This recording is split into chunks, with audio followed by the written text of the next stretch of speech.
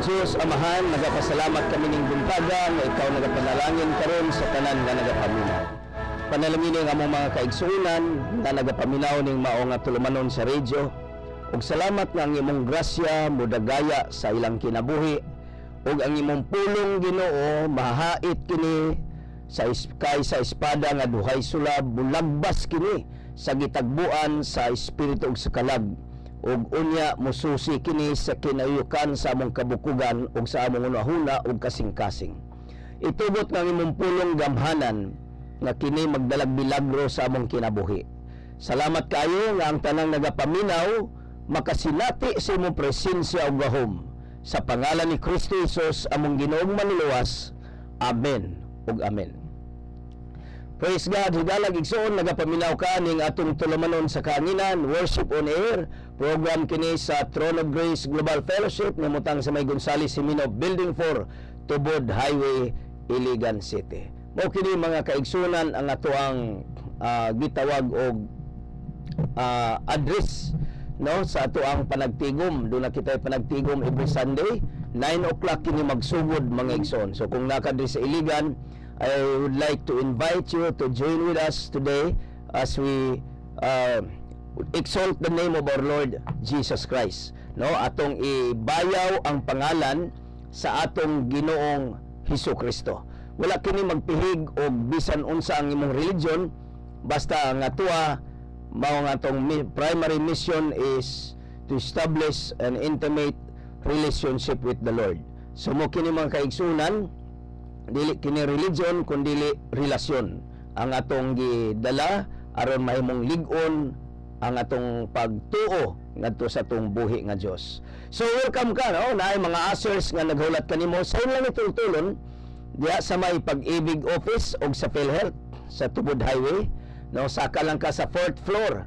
Praise God, lig-onon sa Dios ang imong mga tuhod igsoon sa diha nga mo try ka sa lakang sa pagtuo tungod kay ang Ginoo magadasig kanimo, magapanalangin kanimo. So magkita ta 9 o'clock magsugod karong buntag. Sa Wednesday mga igsoon 6 o'clock ta magsugod ug sa Saturday doon na tay 6 o'clock sa gabi no sa Wednesday ug sa Saturday doon na kita 5:30 in the morning ato ang Dun Watch or tong worship service anang Saturday nga adlaw mga igsoon. So mo kana nga to ang round weekly na to nga mga schedules para sa Throne of Grace Global Fellowship o sa mga kaigsunan nga gustong mo-join ka nato or mo appeal ka nato sa pagdaig sa atong buhi nga Dios.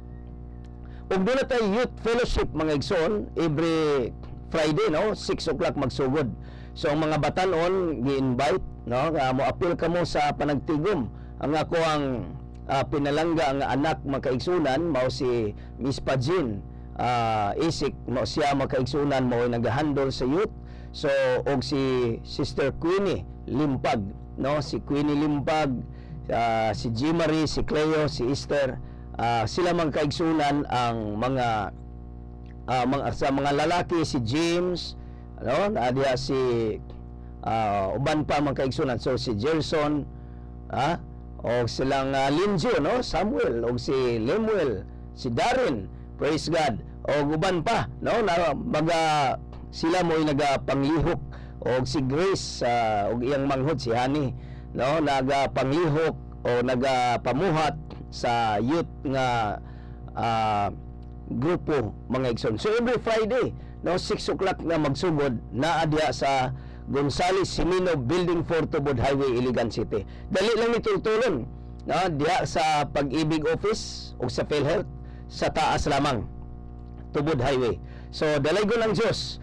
Og mga kaigsunan kagabi nagaduyog kami sa selebrasyon sa kalipay sa pamilya ni Brother Artemio Cartin no, Sister Bibi Cartin.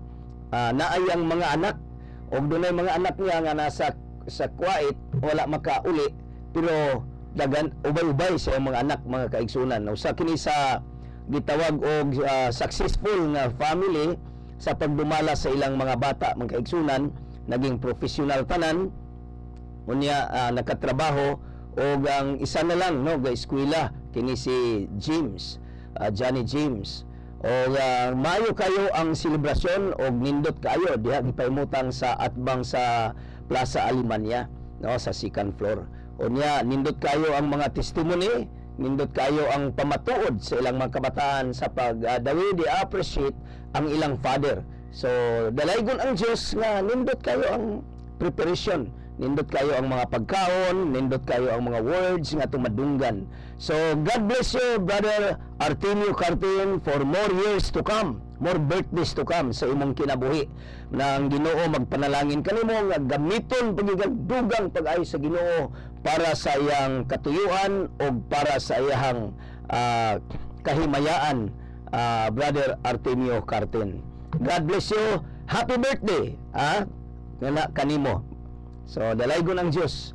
Ug karon magkaigsunan matuta sa mensahe sa pulong sa Ginoo dinhi sa Buhat kapitulo 5, 3 ug 4 atong basahon nagaingon. Si Pedro miingon kaniya, Ananias, nganong nagpatintal ka man ni Satanas ug namakak sa Espiritu Santo pinaagi sa pagtipig ug bahin sa halin sa katigayunan. So wala pa nimo ibaligya ang katigayunan, imo kadto. Og sa diyang nabaligya na ang halin imo gihapon. Karon nganong namakaka kaman. Dili ang tao ang imong gibakakan kung dili ang Dios. Ang Ginoo magpanalangin siyang pulong. Unsa ba ang pagpamuhat sa Espiritu Santo or the ministry of the Holy Spirit? Usa ka tawo nga ginganlan og si Ananias, no? Gibadlong ni Apostol Pedro. Tungod kay kini si Ananias magkaigsunan sa panahon sa pagpanglihok sa Holy Spirit. Si Ananias magkaigsunan usa kini sa dasig. Unya ang uban niyang mga pulong wa na niya bantayi mga kaigsunan nga nakapamakak dahil siya. Ug ang pinaka peligro nga bakakan mao ang iyang nabakakan. Namatod pa diri sa balaang kasulatan, nganong nagpatintal ka man ni Satanas ug namakak sa Espiritu Santo. Sa ato pa ang Espiritu Santo directly ang iyang gibakakan. O Ginoo ko, pasaylua mi kung nakapamakak, no, sa Holy Spirit, di man day ni basta-basta. Unya ang kakuan ni ini kay na-discern ni Apostle Peter nga it was Satan nga nag-udyok kang Peter o kang Ananias aron magabakak siya sa Holy Spirit. So mga kaigsuunan, ang atong makatunan ni ini nga pagtulunan nga dili gyud basta-basta makigsaad or magasulti o mga pasiatab atubangan sa Espiritu Santo. Kay diri si Ananias namatay man gini siya. So mga kaigsunan, ang versikulo 4 nagingon, sa wala pa nimo ibaligya ang katagayunan imo kadto. Og sa diyaman og sa dihang nabaligya na ang lain, ang halin imo gihapon karon. Imo gihapon karon nganong namakakaman. Dili ang tao ang imong gibakakan kundili ang Diyos. Mga kaigsunan, dunad ini si Ananias gitawag og pakigsaad ngadto sa tao sa Diyos, sa alagad sa Diyos. Mga kaigsunan, usay makaingon ta nga di bitaw ni masayod ning alagad sa Diyos, ato lang ni siyang lansison. Mga kaigsunan, ako nagtuo ko nga ang Diyos puno sa grasya, maluluyon siya nga Diyos. Kung panahon sa demonstration of the power of the Holy Spirit, ang taas ng anointing, mga kaigsunan, dili pwede nga magasulti kita og mga pasiatab or mga pagpamakak ngadto sa alagad sa Ginoo. Nganuman kay kung kita dunay mga pakigsaad ngadto nila, di lamang dahil nila na mo na gihatag kundi ang Espiritu Santo mo nag-witness niya na. Mao na nga mingon si Apostol Pedro nga dili ang tao ang imong gibakakan kung dili ang Diyos. Sa ato pang Holy Spirit tataw og klaro kay diri nga Diyos ika tulong persona, no? Nganong mingon man ta nga the Holy Spirit is a person. Nganong moingon man ta nila, ang uban moingon sila ang Holy Spirit is a power. Power lamang, gahom lang ng Holy Spirit, no? Or it is not a person. Tungod kay gagamit mag-it, no? So refer to things. Pero dili makaigsunan atong makita nga ang Holy Spirit masubo ay kung bakakan. Ang Holy Spirit kung masubo, matupanad, do not grieve the Holy Spirit. Ayaw nyo pasuba ang Holy Spirit. Kung mag-ul ang Holy Spirit, nagpasabot nga doon na siya'y emosyon. Pero og butang pa na, wala na'y emosyon. Pero nga naman nga nasubo man ang Holy Spirit, nagpasabot the Holy Spirit is a person. Tungod kay naaman siya'y emosyon. Mga kaigsunan, praise God, sa ministry sa Holy Spirit, unsa na iyang ministry? The ministry of the Holy Spirit is to comfort us, to strengthen us, and to edify us. Mo kini ang ministry sa Holy Spirit. He will guide us, He will teach us. The Holy Spirit is our greatest teacher. May mo siyang pinakataas na to nga magtutudlo, mga igsoon. So kung i-acknowledge na to ang Holy Spirit, mo kini ang trabaho sa Holy Spirit nga buhaton niya sa atong kinabuhi. Mo kini ang iyang buhaton mo guide sa kanato. So we will not try, no, to lie against the Holy Spirit. Dili kita magapamakak sa Holy Spirit. So praise the Lord, mga igsoon. Ang ato ay we will honor the Holy Spirit. Let us worship God. Let us honor God. Let us respect His word. Ang iyang pulong atong respetuhan, mga kaigsunan. So karon, akong gusto na akong dadon din sa kahanginan nga dula kita'y panglantaw nga ang New Testament Bible mahuman nato kini sa bag-ong tuig, no? Sa bag-ong tuig 2015 pagbasa atong basahon ang New Testament, no? Kung apason nimo karon ang naakon kang uban na naman sa Lucas, sa Book of Luke. Now, kung gusto nimo nga mapas, magabasa ka og 5 chapters every day. Then after this month, you can read 3 chapters every day sa mga libro, starting from the book of Matthew.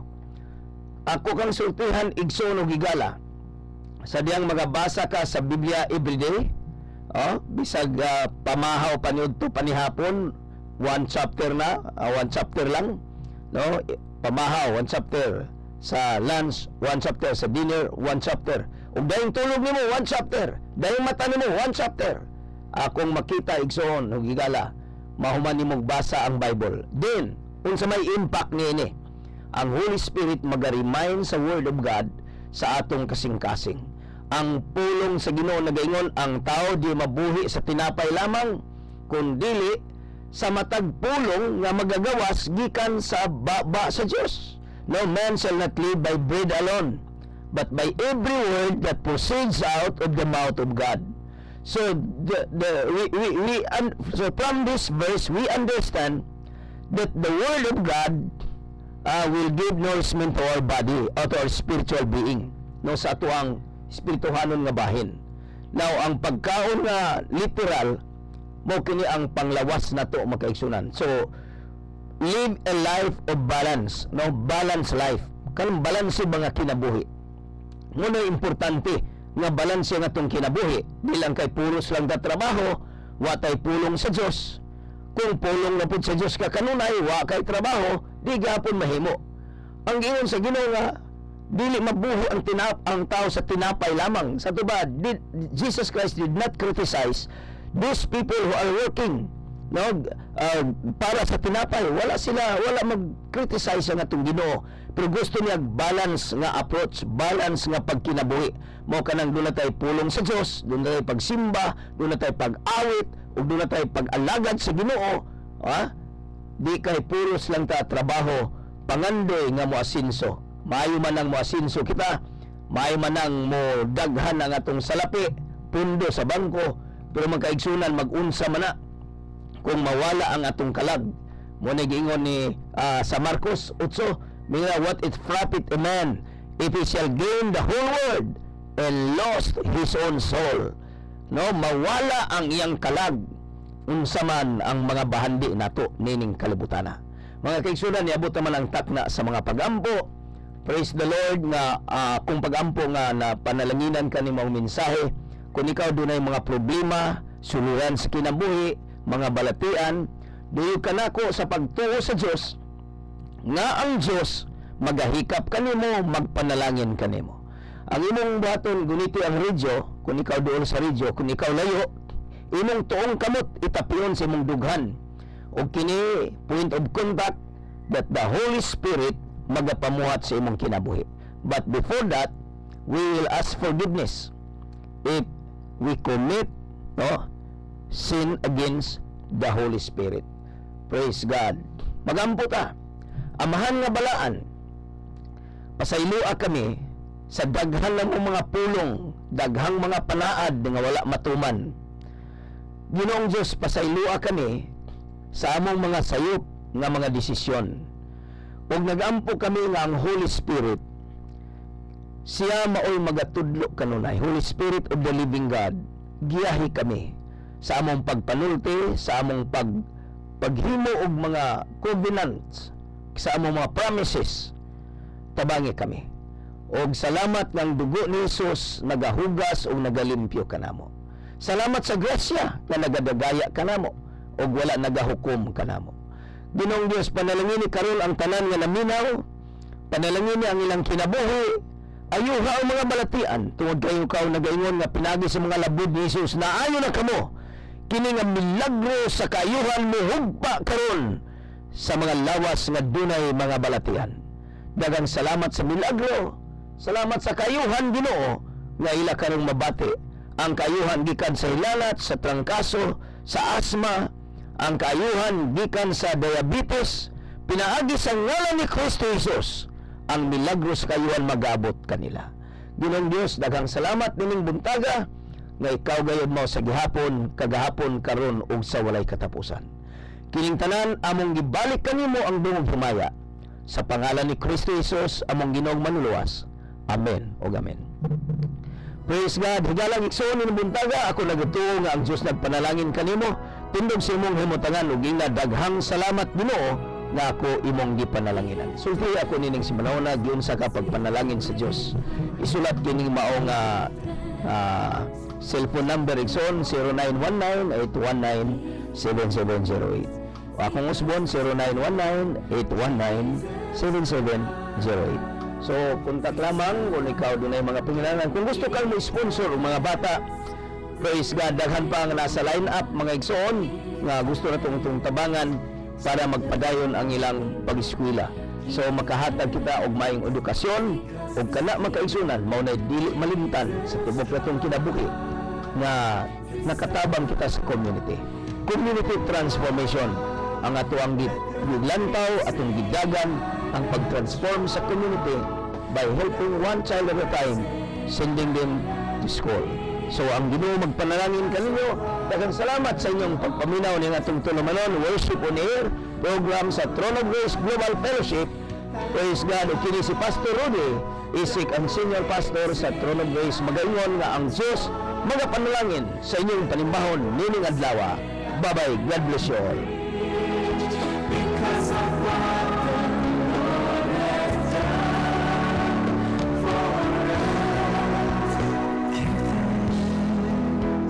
With a grateful heart, give